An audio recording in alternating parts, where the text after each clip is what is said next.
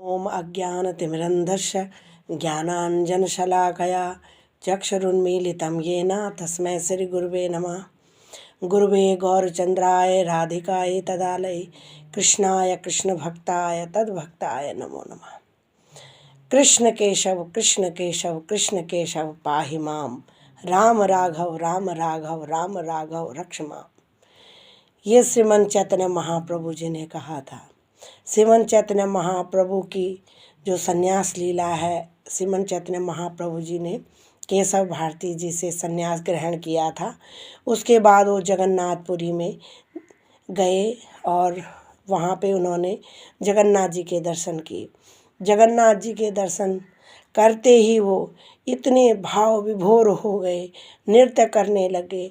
जगन्नाथ जी के आगे कूद कूद के नृत्य करने लगे और कहते हैं कि उनकी आँखों से जो आंसू आते थे, एक फुव्वारे की तरह उनकी आँखों से आंसू आते थे।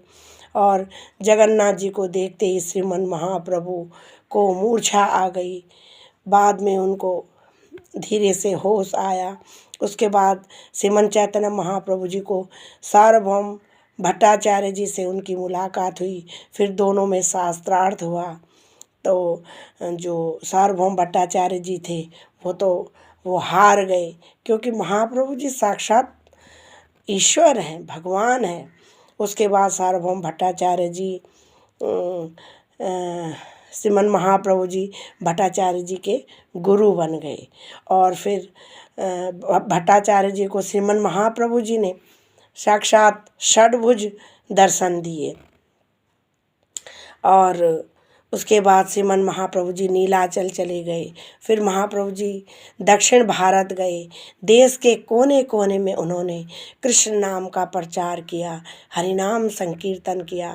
कार्तिक पूर्णिमा को महाप्रभु जी वृंदावन आए और वहाँ के प्राचीन श्रीधाम वृंदावन की महत्ता प्रतिपदा कर भक्ति भावना में जागृत किया। और फिर महाप्रभु जी ने अपना पूरा जीवन जगन्नाथपुरी में बिताया। और इस तरह से महाप्रभु जी ने देश के कोने कोने में सभी को कृष्ण प्रेम, कृष्ण भक्ति से सराबोर कर दिया। श्रीमन चैतन्य महाप्रभु की जय। नितई गौर प्रेमानंदे, हरि हरि बोल।